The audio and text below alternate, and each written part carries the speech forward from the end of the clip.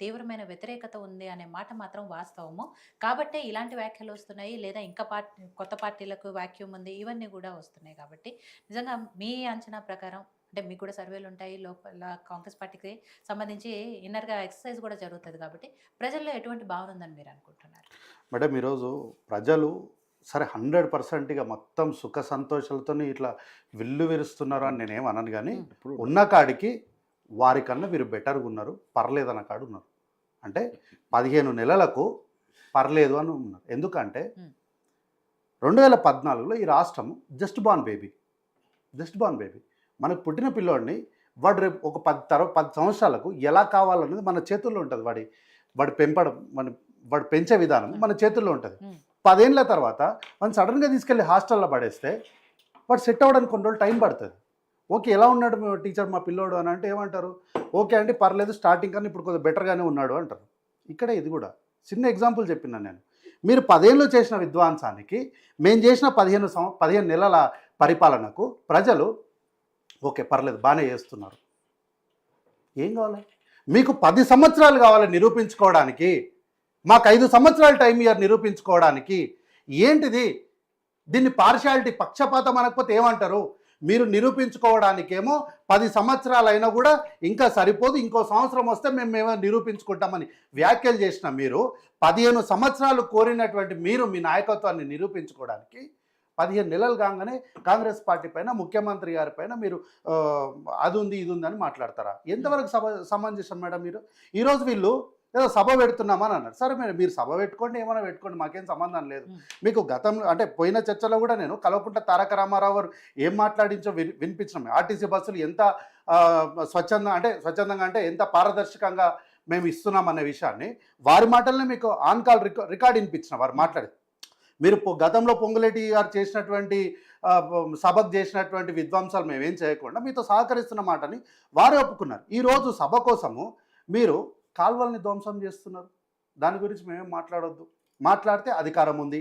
చింతలపల్లి దగ్గర కేవలం vehicles parking కోసము వాగులను పూర్తి చేస్తున్నారు మేడం వీళ్ళు. ఇందిరానగర్, గోపాలపూర్, హెల్త్ కుర్తి రోడ్లలో దేవాదుల R1, 1R, 2RD 6 ఉపకాల్వలకు 20 చోట్ల పూర్తి చేసారు వీళ్ళు. దాన్ని ఏమనకూడదు. ఏమనంటే ఏమంటారు అంటే తెలంగాణ రాష్ట్ర సమితి కల్వకుంట్ల చంద్రశేఖరరావుని చూసి రాష్ట్ర ప్రభుత్వం భయపడుతుంది. దామోదర చింతపల్లి రూట్ల D3 కాలువను మట్టితో క్లోజ్ చేసేసారు వీళ్ళు. తుమ్మ చెట్లను పూర్తిగా నరికేసి మరి వీళ్ళ కాలువల్ని పూర్తి చేసారు. రాత్రికి రాత్రి ఎటువంటి MRO RDO పర్మిషన్లు లేకుండా అక్కడ కాలువల్ని పూర్తి చేసిన పరిస్థితి ఉంది. ఏమనకూడదు. మీరు ఇంత చేసినప్పటికీ కూడా ప్రభుత్వం మీ దగ్గర సానుకూలంగానే ఉంది. ఎందుకు? ఈ రాష్ట్రంలో అధికార పార్టీతో పాటు ప్రధాన ప్రతిపక్ష పార్టీ కూడా ఉండాలి. రాష్ట్రంలో అధికార పార్టీ అయినటువంటి కాంగ్రెస్ పార్టీ ప్రధానంగా చేస్తున్న ఆరోపణ ఏంటి? అప్పుల గురించే కదా. అప్పుల గురించి మీరు ప్రజల సభలోకి వచ్చి ఎట్లా మాట్లాడతలేరు కదా. కనీసం మీ కార్యకర్తల సభలోనైనా గర్జిస్తారేమో అని మేము అనుకుంటున్నాం. ఎట్లాగో నల్లమల్ల బిడ్డ రేవంత్ రెడ్డి గారిని చూస్తే డెఫినెట్గా ఎవరైనా భయపడతారు. మరి ఆయన భయపడి లేదా మరి ఏందన్నది నాకైతే భయపడే అని అనిపిస్తుంది. సరే అట్లా కాదనుకుందాం. కనీసం ఈ సభలో కాకపోయినా మీ సభలోనైనా రేపు గాండ్రించండి. ఈడ గర్జించలేని పరిస్థితి మీరు ఉన్నారు కదా, కనీసం అక్కడైనా మీరు గర్జించండి. అయితే ఈరోజు నేను మార్నింగ్ ఒక వెబ్సైట్ చూస్తూ ఉండే మేడం, అంటే ఎలక్షన్ కమిషన్ చూస్తూ ఉండే. వీళ్ళు ప్రజల్ని ఎంత మోసం చేస్తున్నారో తెలుసా madam? Election commission of India వీళ్ళని బీఆర్ఎస్ పార్టీగా గుర్తించలే. వీళ్ళని election commission of India BRS పార్టీగా గుర్తించలే, BHRSగా గుర్తించింది. భారత రాష్ట్ర సమితి అంటే BHRS. అది వీళ్ళు BHRS అని చెప్పకుండా BRS అని చెప్తున్నారు. ఇది ప్రజల్ని మోసం చేస్తున్నట్టు కాదా? ప్రజల్ని మోసం చేస్తున్నట్టే కదా. అయితే మరి BRS పార్టీ అని ఎవరికి ఇచ్చినారని చూస్తే బహుజన రాష్ట్ర సమితి ఎక్కడ? లలిత్ నగర్, వెస్ట్ మారేడుపల్లి, సికింద్రాబాద్.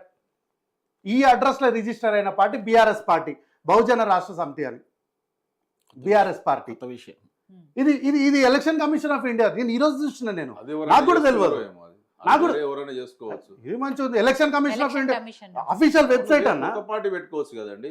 అది వాళ్ళే పెట్టుకున్నారు BRS అని. మీది BRS కాదు, మీది BHRS. మీది BHRS గా రిజిస్టర్ అయింది అంటే మీది BHRS, మీది BRS కాదు. అక్కడ అడ్రస్ గుర్తు ఉంటది కదా. ఉంటే అదే అంటున్నా, ఇది ఎలక్షన్ కమిషన్. నేను లింక్ కూడా పంపిస్తా, మీకు కూడా కాపీ పంపిస్తా. BHRS ఎవరి గుర్తింపుతో? వీళ్ళ పేరు మీదే అయింది. దాని గుర్తు ఏముంది?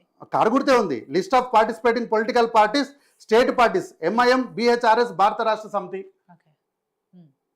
ఈ విషయం అసలు మీరు ప్రజలు ఇంత మోసం చేయకూడదు కదా. మీ పార్టీ పేరు కూడా మీరు స్పష్టంగా చెప్పుకోలేనప్పుడు మీరు రజతోత్సవం చేసుకుంటే పార్టీ ఏంటి? గురించి వచ్చింది కాబట్టి ఇక్కడ హస్తం పార్టీ గురించి కూడా హస్తం పార్టీ గురించి అన్నగారు అడిగి చెప్తాం మేడం. అది హస్తం- కూడా కాదు, కేటీఆర్ గారు కూడా అన్నారు హస్తం పార్టీ స్థానిక పార్టీ కాదు, ఇక్కడికి వచ్చే నాయకులంతా టూరిస్టులే అని. అదే అంటున్నా. నేను ఇంతకుముందు స్టార్టింగ్లో అన్నా కదా, వారు మాట్లాడేటప్పుడు కొంత మెచ్యూర్డ్గా మాట్లాడుతున్నారు అనుకున్న లోపే చైల్డిష్గా మాట్లాడతారు. కాంగ్రెస్ పార్టీ స్టేట్ పార్టీ కాదు, నేషనల్ పార్టీ. నేషనల్ పార్టీ అంటే వాళ్ళు అందరికి వచ్చే వాళ్ళు టూరిస్టులు అంటే మీరు మహారాష్ట్రకి ఎందుకు పోయారు? మీరు టూరిస్టులా? ఆంధ్రప్రదేశ్తో మీకు ఏం సంబంధం సార్? అసలు ఆంధ్రోడే ఇక్కడ ఉండకూడదు. ఆంధ్ర కుట్టిన వాళ్ళందరూ ద్రోహులే, వాళ్ళందరూ ఏదో జంతువు కుట్టిన వాళ్ళకి వ్యాఖ్యానించిన మీరు ఏం ముఖం పెట్టుకొని మీరు ఆంధ్రప్రదేశ్లో ఒక మాజీ ఐఏఎస్ని మీరు ఆ రాష్ట్ర అధ్యక్షునిగా నియమించడానికి మీకు అసలు మనసాక్షి ఒప్పుకోలేదా? ఆ ప్రజల్ని అన్ని మాటలు అన్నాం కదా, మనం ఎట్టవాళ్ళ రాష్ట్రానికి అని ఇంత కూడా అనిపించలేదా? అందుకే అంటే కలవకుండా తారక రామారావు గారు మాట్లాడితే చైల్డిష్గా మాట్లాడినట్టు అనిపిస్తుంది కానీ పెద్ద. అయితే TRS state body passes resolution to change name to BRS. ఇది వాళ్ళు అఫీషియల్గా October 5, 2022 వాళ్ళు అఫీషియల్గా ఇచ్చినటువంటి స్టేట్మెంట్. కేశవరావు గారు ఎలక్షన్ కమిషన్ ఆఫ్ ఇండియాకు పోయి వాళ్ళ అఫిడవిట్లు పేపర్లు అన్ని ఇచ్చి బయట మీడియాతో మాట్లాడుకుంటూ here therefore no one is suppose to call Kalvakuntla Chandrashekar Rao garu as a president for Telangana Rashtra Samithi TRS. Hence everyone has to call him as Bharat Rashtra సమితి చీఫ్ అన్నారు కదా. మరి ఇప్పుడు మీరు లేని పార్టీకి, అసలు లేని పార్టీకి మీరు ఎట్లా రజతోత్సవం చేస్తారు? సరే ఓకే, మీరు అనుకున్నట్టు అనుకుందాం, టీఆర్ఎస్ పార్టీకే చేస్తున్నారు అనుకుందాం. మీ టీఆర్ఎస్ పార్టీ అధ్యక్షులు ఎవరు చెప్పండి? దాని కార్యనిర్వహణ అధ్యక్షులు ఎవరు? ప్రధాన కార్యదర్శులు ఎవరు? కార్యదర్శులు ఎవరు? దానికి ఉన్న పొలిట్ బ్యూరో మెంబర్లు ఎవరు చెప్పండి? పోనీ అట్లా కూడా ఇంకెవ్వరు లేరు అనుకుందాము. ఎందుకు 2023 ఎన్నికల్లో ఆ పార్టీ ఇక్కడ పోటీ చేయలేదు? అట్లనన్నా చెప్పండి. పోనీ బీఆర్ఎస్కి చేస్తున్నాం అని అనుకుందాం. బీఆర్ఎస్ 2022లోనే కదా పుట్టింది. పుట్టగానే 20 సంవత్సరాలకి ఇట్లా వచ్చింది మేడం.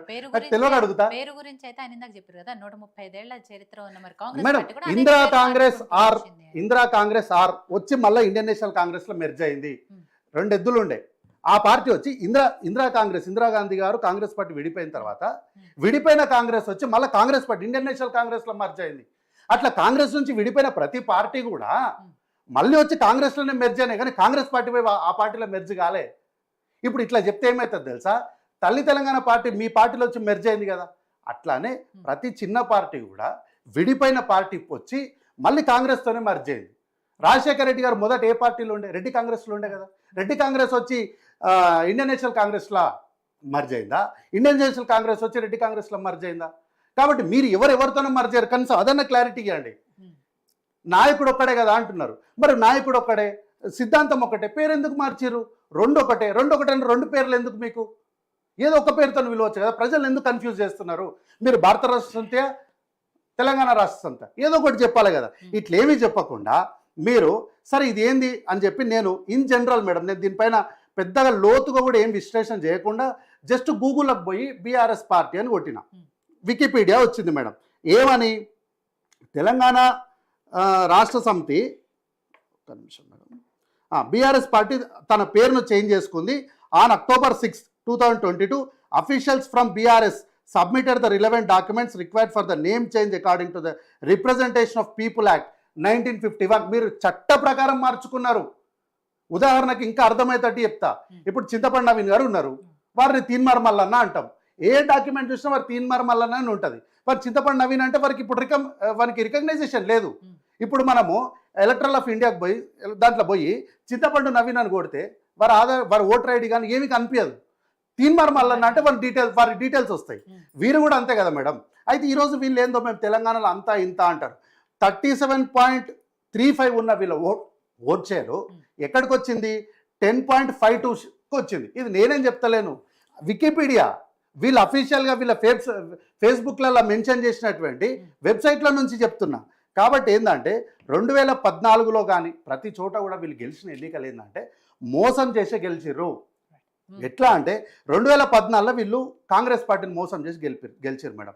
ఏమన్నారు కలవకుంట్ల చంద్రశేఖర్ రావు గారు? తెలంగాణ వస్తే మా పార్టీని తీసుకొచ్చి కాంగ్రెస్లో కలుపుతా అన్నారు కదా. కలపకపోవడం మోసమే కదా. 2018లో జరిగిన ఎన్నికలు కూడా నేను మోసమనే అంటున్నా.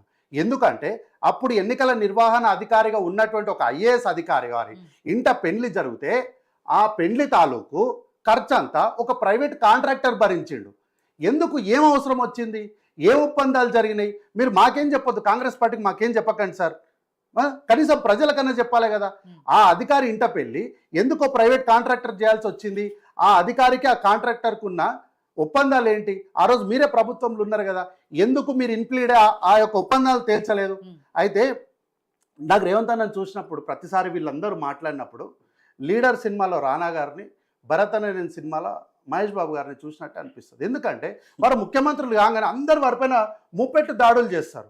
అప్పుడు వారు రాజీనామాలు చేసి వెళ్ళిపోయిన తర్వాత ప్రజలు మళ్ళా ఈ నాయకుడే కావాలి, వాళ్ళు వద్దు మాకు అనుకుంటారు. కేటీఆర్ అంటుంది కూడా అదే మరి. అదే సార్, నేను కూడా అదే అంటున్నా. వాళ్ళు ప్రజలను ఓడించారు, మీరు ఏమంటారు, మేము దింపేస్తాం, మేము పడగొడతాం అంటున్నారు. మేమేం పడగొడతామనిలే. ఆ సినిమాలో నాయకులు సీఎంగా పనిచేసిన వాళ్ళు ఎవరేం రాజీనామాలు పడగొట్టలే, వాళ్ళే రాజీనామాలు చేసి వెళ్ళిపోయారు. అట్లాగే వీళ్ళు కల్వకుంట్ల చంద్రశేఖరరావు గారు జాతిపిత అనే పేరు లాక్కోవడంతో ప్రొఫెసర్ జయశంకర్ గారిని అక్కడి నుంచి మోసం మొదలు పెడితే విజయశాంతి గారిని, గాది ఇన్నయ్య గారిని, కాళోజీ గారిని ఇట్లా చెప్పుకుంటూ పోతే ఆంజనేయపుత్ర ఆంజనేయ స్వామి అంత వారి తోకంత ఉంటుంది వీరి యొక్క కథ. కళ్యాణ లక్ష్మి గురించి వీళ్ళేదో మేము అందరికి ఇస్తున్నామని గొప్పగా చెప్తున్నారు మేడం. కళ్యాణ లక్ష్మి చల్ల వంశీచంద్రరెడ్డి గారు శాసనసభలో కొట్లాడితే హరీష్ రావు గారు చల్ల వంశీచంద్రరెడ్డి గారి సూచన మేరకు మేము అందరికి ఇస్తున్నామని అప్పుడు అందరికీ ఇవ్వాలని చెప్పి జీవో ఇచ్చారు. ఆ క్రెడిట్ కూడా మళ్ళీ కాంగ్రెస్ పార్టీకి వస్తుంది. ఈరోజు వీళ్ళేదో మాకు అది ఇవ్వలేదు, ఇది ఇవ్వలేదు, మేము అది ఇచ్చినాం, ఇది ఇచ్చినాం అంటారు. చివరికి ఒక్క మాట మేడం, గాంధీ కుటుంబం మీద కేసు పెడితే ముఖ్యమంత్రి గారు మాట్లాడలేదు, ఆయన ఏదో బయట దేశాల్లో ఎంజాయ్ చేసి ఇంతకన్నా ఏమన్నాడు. పిసిసి అధ్యక్షులు మేడం, పార్టీ చేస్తున్నటువంటి కార్యక్రమం అది, ప్రభుత్వం చేస్తున్న కార్యక్రమం కాదు. పార్టీ చేస్తున్న కార్యక్రమానికి పిసిసి అధ్యక్షులే హెడ్ ఆఫ్ ది డిపార్ట్మెంట్. ప్రభుత్వం ఒకవేళ నిరసన వ్యక్తం చేస్తే దానికి ముఖ్యమంత్రి గారు రాకపోతే మీరు మాట్లాడాలి. ప్రభుత్వం చేసిన కార్యక్రామానికి రాజ్భవన్ రోడ్ల రాలేదు అని అనట్లేదు, కనీసం ఒక ప్రెస్ నోట్. అవును madam, Congress party No, no, no, no. ముఖ్యమంత్రి కాదు ఆయన. కాంగ్రెస్ పార్టీ ఎన్నుకున్న ముఖ్యమంత్రి కాదా? అదే చెప్తున్నా. కాంగ్రెస్ పార్టీ ద్వారా కాలేదా? ప్రభుత్వం నిరసన, ఒక నిమిషం అన్న, ఒక మీకు సమాధానమే చెప్తున్నా, నేను మీకు సమాధానం చెప్తున్నా. ప్రభుత్వం నిరసన వ్యక్తం చేసినప్పుడు రాజ్భవన్ రోడ్లో గవర్నర్ బంగ్లా మీద ధర్నా చేసినప్పుడు ముఖ్యమంత్రి గారు స్వయంగా పాల్గొన్నారు.